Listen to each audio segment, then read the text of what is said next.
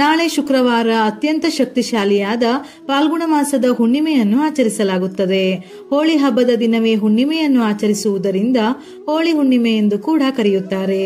ಕ್ಷೀರ ಸಾಗರದ ಮಹಾಮಂಥನದ ಸಮಯದಲ್ಲಿ ಲಕ್ಷ್ಮೀ ದೇವಿಯು ಫಾಲ್ಗುಣ ಪೂರ್ಣಿಮೆಯ ಪ್ರಶಸ್ತವಾದ ಈ ದಿನವೇ ಜನಿಸಿದಳಂತೆ. ಹಾಗಾಗಿ ಈ ದಿನ ಪ್ರತಿ ವರ್ಷ ಹೋಳಿ ಹುಣ್ಣಿಮೆಯ ಜೊತೆಗೆ ಲಕ್ಷ್ಮೀ ಜಯಂತಿಯನ್ನು ಕೂಡ ಆಚರಿಸಲಾಗುತ್ತದೆ. ಮಾತೆ ಲಕ್ಷ್ಮಿ ಸಂಪತ್ತು ಸಮೃದ್ಧಿಯ ಅಧಿದೇವತೆ. ಭಕ್ತಿಯಿಂದ ಪೂಜಿಸಿದರೆ ಇಷ್ಟಾರ್ಥಗಳನ್ನು ಕರುಣಿಸುವ ದೇವಿ ಆ ಮನೆಯಲ್ಲಿ ನೆಲೆಗೊಳ್ಳುತ್ತಾಳೆ. ಹಾಗೆಯೇ ಲಕ್ಷ್ಮಿಯ ಕೃಪಾಶೀರ್ವಾದದ ಬೆಳಕು ಇದ್ದರೆ ಆ ಮನೆಯಲ್ಲಿ ಸಂತಸ ನೆಮ್ಮದಿ ಮನೆ ಮಾಡಿರುತ್ತದೆ. ತಾಯಿ ಲಕ್ಷ್ಮಿಯ ಅನುಗ್ರಹವನ್ನು ಪಡೆಯಲು ಹೋಳಿ ಹುಣ್ಣಿಮೆ ತುಂಬಾ ಪ್ರಶಸ್ತವಾದ ದಿನ. ಹುಣ್ಣಿಮೆ ತಿಥಿಯು ಮಾರ್ಚ್ 13ರ ಬೆಳಿಗ್ಗೆ 10:35 ಆರಂಭವಾಗಿ ಮಾರ್ಚ್ 14ರ ಮಧ್ಯಾಹ್ನ 12:23 ಕೊನೆಗೊಳ್ಳುತ್ತದೆ. ಈ ದಿನವೇ ಚಂದ್ರಗ್ರಹಣ ಕೂಡ ಬಂದಿದೆ. ಸಾಮಾನ್ಯ ದಿನಗಳಲ್ಲಿ ಮಾಡುವ ಪೂಜೆ ಪುನಸ್ಕಾರಕ್ಕಿಂತ ನಾಳೆ ಲಕ್ಷ್ಮೀ ಜಯಂತಿ ಹಾಗೂ ಹುಣ್ಣಿಮೆಯ ದಿನ ಲಕ್ಷ್ಮಿಯನ್ನು ಆರಾಧಿಸಿ ಪೂಜಿಸಿದರೆ ದುಪ್ಪಟ್ಟು ಫಲಗಳು ಪ್ರಾಪ್ತಿಯಾಗುತ್ತದೆ. ಹುಣ್ಣಿಮೆ ಪೂಜೆಯನ್ನು ಇಷ್ಟೂ ದಿನ ಮಾಡದೇ ಇದ್ದರೂ ಹೋಳಿ ಹುಣ್ಣಿಮೆಯ ದಿನ ವಿಶೇಷವಾಗಿ ಲಕ್ಷ್ಮೀ ಜಯಂತಿ ಇರುವುದರಿಂದ ತಪ್ಪದೆ ಶ್ರದ್ಧಾ ಭಕ್ತಿಯಿಂದ ಲಕ್ಷ್ಮಿಯನ್ನು ಪೂಜಿಸಿದರೆ ಸಕಲವು ಪ್ರಾಪ್ತಿಯಾಗುತ್ತದೆ. ಅದರಲ್ಲೂ ಹುಣ್ಣಿಮೆಯು ಶುಕ್ರವಾರ ಬಂದಿದ್ದು ಈ ದಿನವೇ ಲಕ್ಷ್ಮೀ ಜಯಂತಿಯಂತಹ ಶಕ್ತಿಶಾಲಿಯಾದ ವಿಶೇಷ ದಿನವು ಬರುವುದು ಬಹಳ ಅಪರೂಪ. ಹಾಗಾಗಿ ಈ ದಿನ ತಪ್ಪದೆ ಲಕ್ಷ್ಮಿಯ ಆರಾಧನೆಯನ್ನು ನಿಮ್ಮ ಕೈಲಾದಷ್ಟು ಮಾಡಿ. ಇದರಿಂದ ದುಪ್ಪಟ್ಟು ಫಲಗಳು ಪ್ರಾಪ್ತಿಯಾಗುವುದಲ್ಲದೆ ಕೋಟಿ ಜನ್ಮಗಳ ಪುಣ್ಯ ಲಭಿಸುತ್ತದೆ.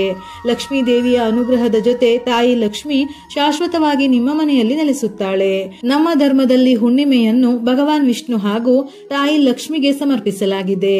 ಹೋಳಿ ದಹನವು ಕೆಟ್ಟದ್ದರ ಮೇಲಿನ ಒಳ್ಳೆತನದ ವಿಜಯದ ಸಂಕೇತವಾಗಿದೆ. ಇದನ್ನು ಸ್ಮರಣಾರ್ಥವಾಗಿ ಆಚರಿಸಲಾಗುತ್ತದೆ. ಹಿರಣ್ಯಕಶ್ಯಪುವಿನ ಸಹೋದರಿ ಹೋಲಿಕಾ ಪ್ರಹ್ಲಾದನನ್ನು ಬೆಂಕಿಯಲ್ಲಿ ಸುಡಲು ಪ್ರಯತ್ನಿಸಿರುವುದು ಕೂಡ ಇದೇ ದಿನವೆಂದು ಹೇಳುತ್ತಾರೆ. ಆದರೆ ಭಗವಾನ್ ವಿಷ್ಣುವು ಪ್ರಹ್ಲಾದನನ್ನು ರಕ್ಷಿಸಿ ಹೋಲಿಕಾಳನ್ನು ಬೂದಿ ಮಾಡಿದನು. ಹಾಗಾಗಿ ಈ ದಿನದಂದು ಅಗ್ನಿದೇವನನ್ನು ಪೂಜಿಸಿ ಧಾನ್ಯಗಳು, ಬಾರ್ಲಿ, ಸಿಹಿ ತಿಂಡಿಗಳನ್ನು ಅಗ್ನಿದೇವನಿಗೆ ಅರ್ಪಿಸುತ್ತಾರೆ. ಅದಕ್ಕಾಗಿಯೇ ಹೋಳಿಯ ದಹನದ ಭಸ್ಮವನ್ನು ಅತ್ಯಂತ ಪವಿತ್ರವೆಂದು ಹೇಳುತ್ತಾರೆ. ದಹನದ ಭಸ್ಮವನ್ನು ಮನೆಗೆ ತಂದು ದೇವರ ಮನೆ ಅಥವಾ ಪವಿತ್ರ ಸ್ಥಳದಲ್ಲಿ ಇಡುವುದಕ್ಕೆ ವಿಶೇಷ ಮಹತ್ವವಿದೆ. ಈ ಹುಣ್ಣಿಮೆಯ ದಿನವು ಭಗವಾನ್ ವಿಷ್ಣುವನ್ನು ಪೂಜಿಸುವುದು ಬಹಳ ಮುಖ್ಯ. ಏಕೆಂದರೆ ವಿಷ್ಣುವಿನ ಕೃಪೆ ಇರುವವರು ಜೀವನದಲ್ಲಿ ಯಾವುದೇ ಕಷ್ಟಗಳಿದ್ದರೂ ಮುಕ್ತರಾಗುತ್ತಾರೆ.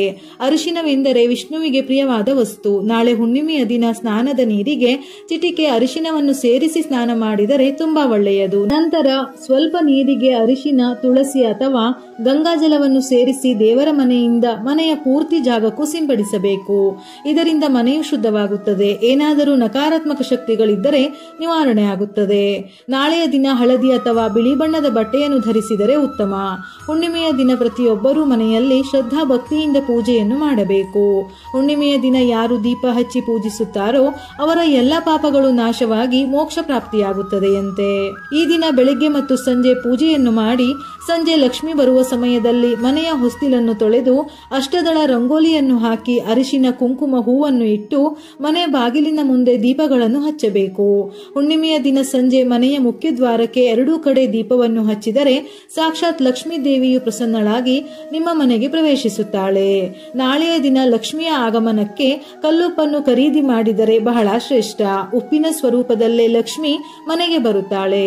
ನಾಳೆ ಲಕ್ಷ್ಮಿ ಅಷ್ಟೋತ್ತರ ಅಥವಾ ಲಲಿತಾ ಸಹಸ್ರನಾಮವನ್ನು ಹೇಳುತ್ತಾ ಕುಂಕುಮಾರ್ಚನೆ ಮಾಡಿ ಪೂಜೆಯನ್ನು ಮಾಡಬೇಕು. ಈ ಅಭಿಮಂತ್ರಣ ಮಾಡಿರುವ ಕುಂಕುಮವನ್ನು ಪ್ರತಿದಿನ ಅಥವಾ ಕೆಟ್ಟ ಕನಸು ಬಿದ್ದಾಗ, ಅನಾರೋಗ್ಯವಾಗಿದ್ದಾಗ ಸ್ವಲ್ಪ ನೀರಿಗೆ ಕುಂಕುಮವನ್ನು ಸೇರಿಸಿ ಕುಡಿದರೆ ಆರೋಗ್ಯ ಸಮಸ್ಯೆಗಳು, ಯಾವುದೇ ಸಮಸ್ಯೆಗಳಿದ್ದರೂ ದೂರವಾಗುತ್ತದೆ.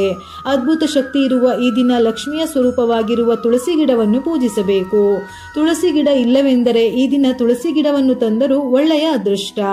ಹಣಕಾಸಿನ ತೊಂದರೆಗಳಿದ್ದರೆ ನಿವಾರಣೆಯಾಗುತ್ತದೆ. ಈ ದಿನ ತುಳಸಿಗೆ ತುಪ್ಪದ ದೀಪವನ್ನು ಹಚ್ಚಿ ತುಪ್ಪದ ದೀಪಕ್ಕೆ ಸ್ವಲ್ಪ ಅರಿಶಿನ, ಕುಂಕುಮವನ್ನು ಸೇರಿಸಿ ತುಪ್ಪದ ದೀಪ ಬೆಳಗಿದರೆ ಶ್ರೇಷ್ಠ. ನಂತರ 3 ಪ್ರದಕ್ಷಿಣೆಯನ್ನು ಹಾಕಿದರೆ ಮುಕ್ಕೋಟಿ ದೇವರುಗಳು ಸಂತುಷ್ಟರಾಗಿ ತಾಯಿ ಲಕ್ಷ್ಮಿಯು ಅನುಗ್ರಹಿಸುತ್ತಾಳೆ.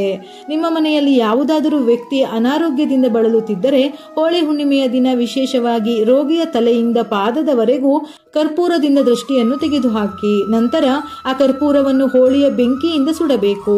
ನೀವು ಈ ರೀತಿ ಮಾಡುವುದರಿಂದ ಎಲ್ಲಾ ರೀತಿಯ ಅನಾರೋಗ್ಯದ ಸಮಸ್ಯೆಗಳು ನಿವಾರಣೆಯಾಗಿ ಉತ್ತಮ ಆರೋಗ್ಯವನ್ನು ಪಡೆಯಬಹುದು.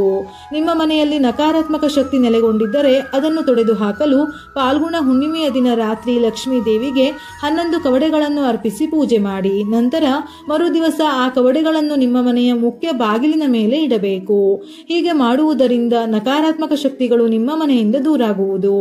ಈ ದಿನ ವಿಶೇಷವಾಗಿ ಮನೆಯಲ್ಲಿ ಹೆಣ್ಣು ಮಕ್ಕಳು ಲಲಿತಾ ಸಹಸ್ರನಾಮ ಓದುವುದು ಅಥವಾ ಕೇಳುವುದು, ಕುಂಕುಮಾರ್ಚನೆ ಮಾಡುವುದರಿಂದ ಆ ಮನೆಯಲ್ಲಿರುವ ಸದಸ್ಯರಿಗೆ ಉತ್ತಮ ಆರೋಗ್ಯ, ಧನ ಸಂಪತ್ತು ವೃದ್ಧಿಯಾಗುತ್ತದೆ.